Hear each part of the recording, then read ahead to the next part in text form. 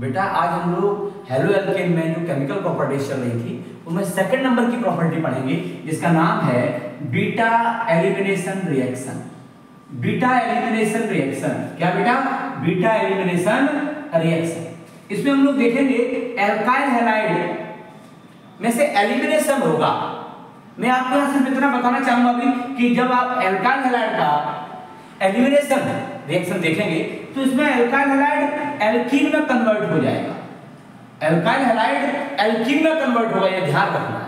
यही मैं आपको शॉर्ट में एक इंपॉर्टेंट बात और बताना चाह रहा हूं, हालांकि वो एलिमिनेशन रिएक्शन का नहीं होगा लेकिन फिर भी बता रहा हूं कि अगर आप एल्काइल हैलाइड पर अल्कोहलिक KOH की रिएक्शन कराते हैं, अल्कोहलिक KOH, जब आप एल्काइल हैलाइड पर अल्कोहलिक KOH की रिएक्शन कराते हैं तो बेटा एल्काइल हैलाइड में से हैलोजन रिमूव हो जाएगा और साथ में हाइड्रोजन भी हटेगा और फाइनली फॉर्मेशन होगा एल्कीन का। जब आप अल्कोहलिक KOH लेते हैं, जब आप अल्कोहलिक KOH लेते हैं, ये रिएक्शन कहलाएगी बीटा एलिमिनेशन रिएक्शन। जब आप एल्काइल हैलाइड पर अल्कोहलिक KOH, ये ध्यान रखना इंपॉर्टेंट बात है, अल्कोहलिक KOH लोगे, अल्कोहलिक KOH इस एल्काइल हैलाइड को एल्कीन में बदल देगा। लेकिन अगर आप जो यहाँ का पार्ट नहीं है, लेकिन मैं आपको इन फ्यूचर के लिए बता रहा हूँ, जो हम लोग न्यूक्लियोफिलिक सब्स्टिट्यूशन पढ़ेंगे, अगर अल्कोहलिक के प्लेस पर एक्वस ले लें, एक्वस KOH या एक्वस NaOH, मेरे प्यारे बच्चों अगर आप एक्वस NaOH या KOH देते हैं तो एल्काइल हैलाइड का जो X है वो OH से सब्स्टिट्यूट हो जाता है और फॉर्मेशन हो जाता है अल्कोहल का। ये क्या है? ये एक न्यूक्लियोफिलिक सब्स्टिट्यूशन रिएक्शन होगी जो हम लोग नेक्स्ट वीडियो में बात करेंगे। लेकिन अभी मैंने आपको यह सिखाना चाहा कि एल्काइल हैलाइड पर जब आप अल्कोहलिक KOH की रिएक्शन कराएंगे, एल्काइल हैलाइड पर जब आप किसकी रिएक्शन? अल्कोहलिक KOH की रिएक्शन कराएंगे तो एल्कीन बनेगा। तो क्या बनेगा? एल्कीन। जब आप एल्काइल हैलाइड पर अल्कोहलिक KOH की रिएक्शन कराएंगे तो एल्कीन बनता है। ये एलिमिनेशन रिएक्शन है। लेकिन वही अगर आप एल्काइल हैलाइड पर एक्वस KOH या एक्वस NaOH लेते हैं तो अल्कोहल का फॉर्मेशन हो जाता है, X को सब्स्टिट्यूट कर देता है, OH आ जाता है, तो वहां अल्कोहल का फॉर्मेशन होता है। हमारे पास जो मेन रिएक्शन है एल्काइल हैलाइड का बीटा एलिमिनेशन रिएक्शन। सपोज आपने एक एल्काइल हैलाइड लिया इथाइल ब्रोमाइड, यहां पर अगर आप अल्कोहलिक KOH की रिएक्शन कराएंगे तो आपको पता है अल्कोहलिक KOH से एल्कीन का फॉर्मेशन होगा। बेटा K के साथ ये हाइड्रोजन हट जाएगा, -KBr होगा और इस कार्बन से, जिस कार्बन से हाइड्रोजन हटा है उससे जो बॉन्डेड कार्बन है वहां से H हटेगा, वो H इसके OH के साथ जाएगा। K किसके साथ गया? K Br के साथ गया और यहां से जो H हटेगा CH3 से वो OH के साथ वाटर के फॉर्म में रिलीज हो जाएगा और बचा क्या?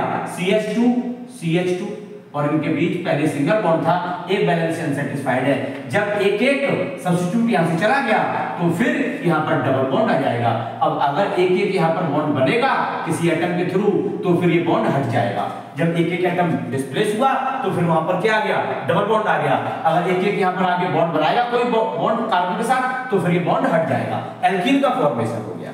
बेटा अगर आप एक एल्कीन लेते हैं CH3CH2 CH double bond CH2 और इस पर अल्कोहलिक KOH की रिएक्शन कराते हैं, यहां मैं थोड़ा सा और आपको बताना चाहूंगा, अगर आप यहां पर अल्कोहलिक की जगह एक्वस ले लेते तो बेटा Br हट के OH आ जाता। ये मैंने वैसे बता दिया आपको।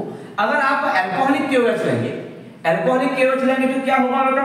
अल्कोहलिक KOH लेने पर यहां पर क्या होगा? यहां से जिस कार्बन पर हमको लेना है एक एल्काइल हैलाइड, तो हमने एक एल्काइल हैलाइड ले लिया। अगर हम इस पर अल्कोहलिक KOH लेंगे, तो K के साथ कौन हटेगा? Br। K के साथ Br चला जाएगा। जिस कार्बन से हाइड्रोजन हटा है उससे जो कार्बन बॉन्डेड है, यहां पर हमारे पास कितने कार्बन बॉन्डेड हैं? एक ये और एक ये, तो H यहां से भी हट सकता है और H यहां से भी हट सकता है। अगर यहां से H हटा, H और OH, तो यहां H2O आएगा, H2, H और OH मिलके H2O, तो यहां क्या रह जाएगा? CH2, ये CH, CH3 CH2 CH और ये CH2 हो जाएगा, Br हट गया, बीच में डबल बॉन्ड आ जाएगा, तो जो प्रोडक्ट फॉर्म होगा CH3 CH2 CH double bond CH2, इसका नाम होगा ब्यूट 1ईन। लेकिन बेटा यहां से Br क्या हुआ है, यहां से Br रिलीज हो गया, यहां से H हट गया, डबल बॉन्ड इनके बीच आ गया। लेकिन इस कार्बन से तो दो कार्बन बॉन्डेड थे, एक ये भी और एक ये भी, यहां से Br हटा तो H यहां से भी हट सकता था, जो आपने प्रोडक्ट बना लिया एक बार, लेकिन यहां H यहां से भी हट सकता है, इस कार्बन से ये कार्बन भी तो डायरेक्टली बॉन्डेड है, यहां से H हट जाएगा तो इस कार्बन और इस कार्बन के बिटवीन डबल बॉन्ड आ जाएगा। तो फाइनली क्या बन जाएगा, CH3CH। अब इस कार्बन और इस कार्बन के बिटवीन बॉन्ड आएगा, CH3CH डबल बॉन्ड CH3। नाम होगा ब्यूट-2-ईन। बेटा यहां पर जो ब्यूट-2-ईन का फॉर्मेशन हुआ है, यहां पर जो है बेटा किसका फॉर्मेशन हुआ है, यहां पर जो ब्यूट-2-ईन का फॉर्मेशन हुआ है, ये ब्यूट-2-ईन मेजर प्रोडक्ट होगा, ये ब्यूट-2-ईन मेजर प्रोडक्ट होगा। इस एल्कीन की स्टेबिलिटी भी ज्यादा होगी, ये माइनर प्रोडक्ट होगा, ये मेजर प्रोडक्ट होगा ब्यूट-2-ईन। ब्यूट-2-ईन मोर स्टेबल होगा, क्योंकि एक रूल है सेडजेफ रूल, सेडजेफ रूल के अकॉर्डिंग, सेडजेफ रूल के अकॉर्डिंग मोर अल्काइलेटेड एल्कीन मोर स्टेबल होती है। ये एल्कीन मोर अल्काइलेटेड एल्कीन है, ये एल्कीन मोर अल्काइलेटेड एल्कीन है। डबल बॉन्ड इसमें अंदर है, इसमें 6 सिग्मा कार्बन हाइड्रोजन बॉन्ड है, यहां पर भी 6 सिग्मा कार्बन हाइड्रोजन बॉन्ड है। ये मोर अल्काइलेटेड एल्कीन मोर स्टेबल होती है। आपको ध्यान रखना है, जब आप एलिमिनेशन रिएक्शन देखेंगे तो उसमें क्या देखेंगे, दो प्रोडक्ट बनेंगे, ब्यूट-1-ईन भी बना और ब्यूट-2-ईन भी बना। ब्यूट-2-ईन मेजर प्रोडक्ट हुआ, क्यों, क्योंकि according to Saytzeff rule more alkylated alkene will be more stable.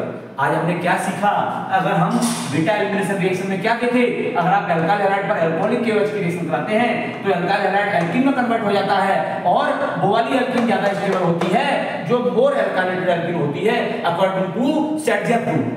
वही एक बात और एक्स्ट्रा बताई, अगर आप अल्काइल हैलाइड पर एक्वस KOH या एक्वस NaOH लेते हैं तो फिर एलिमिनेशन नहीं होता, सब्स्टिट्यूशन हो जाता है और अल्कोहल का फॉर्मेशन हो जाता है। थैंक्स।